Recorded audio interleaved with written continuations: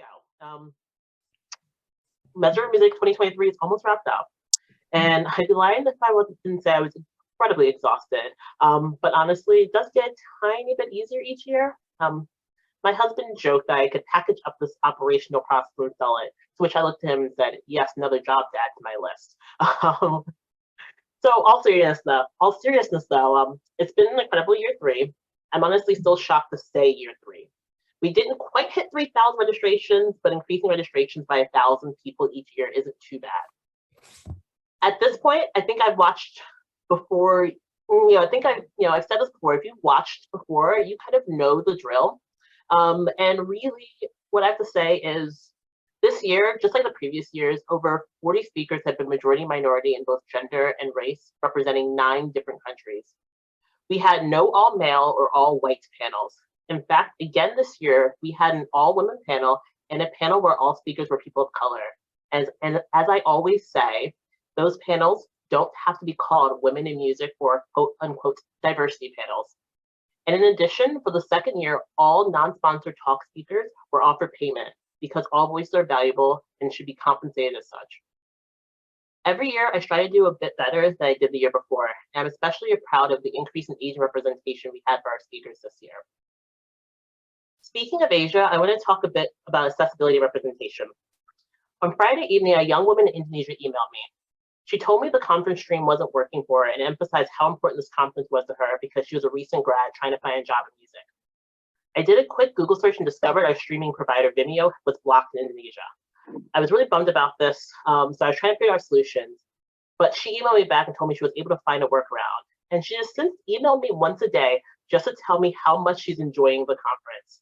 So like now I would just insert like little like tears in the eyes, smiling proud emoji, because honestly, after Friday, I feel like I was exclusively doing this entire conference just for her. I really didn't care if anyone else showed up. I just wanted to make sure that she was enjoying herself. So I hope she's watching today, and I hope she knows that I'm rooting for her entirely. But that's why I do this. It's not for the clout, because trust me, there's easier ways. It's not for the money, because I actually don't make a profit with any of this. All the money gets redistributed as I want it to be. It's to help people because I know how tough the music industry can be, and I want to do as much as I can to make it a bit easier. One of my favorite quotes is from a writer, Daniel Swenson. He said, "If you want people to suffer like you did because you turned out fine, you did not, in fact, turn out fine." And every time I hear people brush off discrimination, unethical work practices, unending, unpaid labor, harassment, unnecessary gatekeeping, lack of professional development, or just generally hostility and nastiness, I think of that quote and very often say it directly to that person. Yes, I know I'm probably really fun at parties. But this event is and will always be for people that want something better. Or as the kids would say, I believe everyone deserves a hashtag soft life. Getting to that point takes work and sacrifice. It's not easy, but it is doable. This year, in addition to the speaker stats I mentioned earlier, of those almost 3,000 registrations that disclosed, 70% were people of color, 57% are a gender minority. Over 1/3 say English is not their first language. 18% identify as part of the LGBTQ community. 52% are under 30 years old, and 92 countries are represented. Big shout out to the sole representation from Zambia, Sri Lanka, and Estonia, to just name a few. While this level of representation sounds impressive, it was actually really easy, and exactly why this event stays virtual, because when the global majority can attend, the global majority does. Measure of Music looks like what the world looks like because the world is invited. Not only is Measure of Music virtual, but the planning, logistics, and operations before and during the event is handled entirely virtually. You can have amazing experiences, build culture and community, and you can do great work virtually. Most of our project participants can attest to just that. Yes, sometimes there's tech issues, but I've been to plenty of conferences and meetings in person that had tech issues while every single person was in the room. If you're a decision maker, I hope you take some of this into account when you're considering your back to office policies. In addition to remaining almost entirely virtual, I'm continuously working to remove as many barriers to entry as possible for this event. To overcome economic barriers, this event has been and always will be free to participants and attendees because access to education and community should not be hindered by cost. In addition, the reason this event is on a weekend is, though I recognize that not everyone gets weekends off, it's always the most people that can attend and participate. One small thing we do to allow project participants to start working is one small thing we do is to allow project participants to start working as late as 6:30 p.m. Pacific Standard Time on Friday of the event, despite that being 2:30 in the morning for us in the UK, because I recognize that not everyone has the ability to take a day off. And especially in the US, when paid work leave is considered a luxury rather than a human right, we can't fault others for things that are not their fault. Again, I encourage companies to think about actively removing barriers for their employees and artists.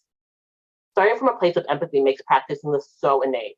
For example, anytime I'm hiring for a new role that I'd like to conduct an in-person interview for, I always offer times before or after a typical workday, so like 8 a.m. or 6 p.m.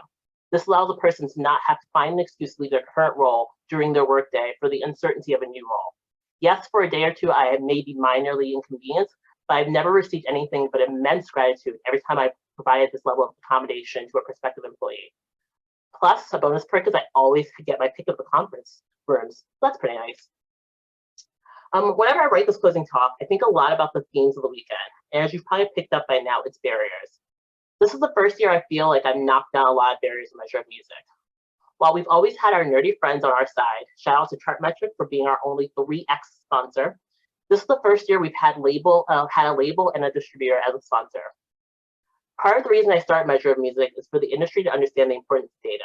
Not the importance of data and data-related roles, but the importance of data in the music industry as a whole.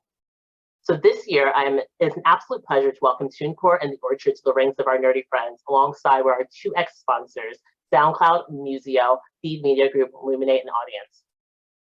And we welcomed for the first time as sponsors BMAT Music Innovators and Hi-Fi. Hi-Fi pulled double duty as a supporting and location sponsor, and BMAT also served as a location sponsor for this year.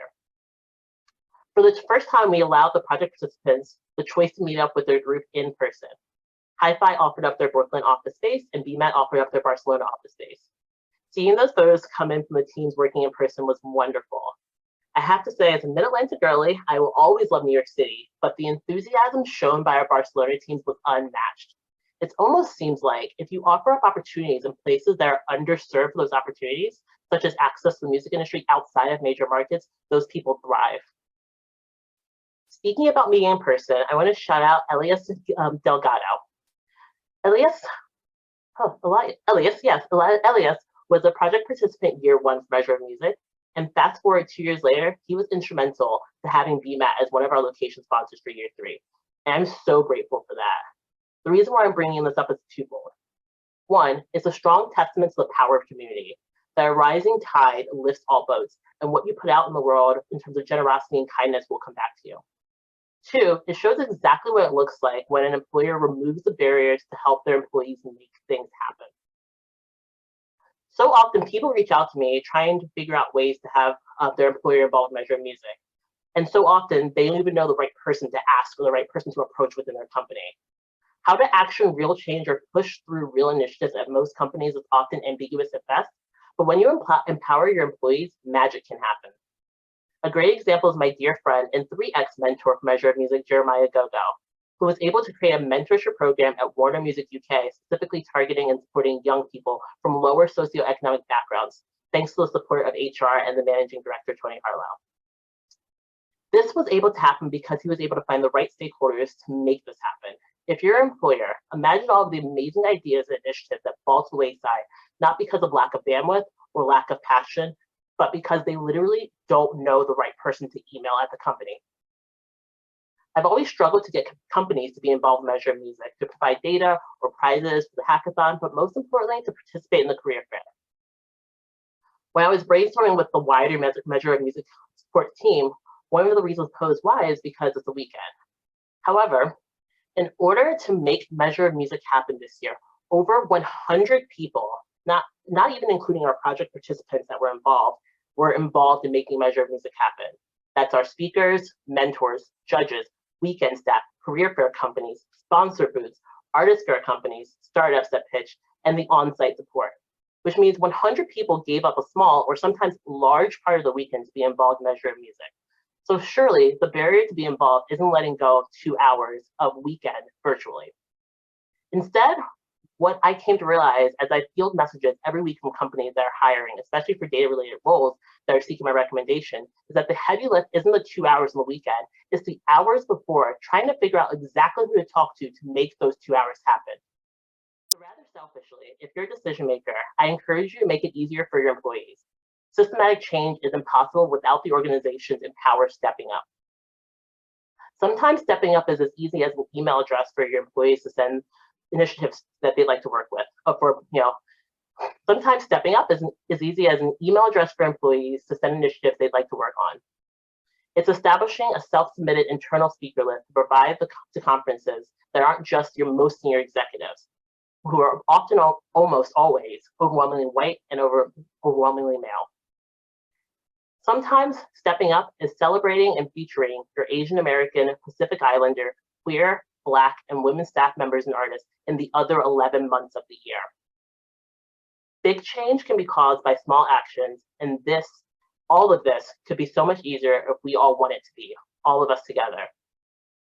I'm incredibly grateful to have the support of so many people and companies that share this ethos. So for the last time, I want to thank our presenting sponsors, Audience, a consumer segmentation and cultural understanding platform to help companies identify relevant audiences and discover amazing actionable insights to inform strategy.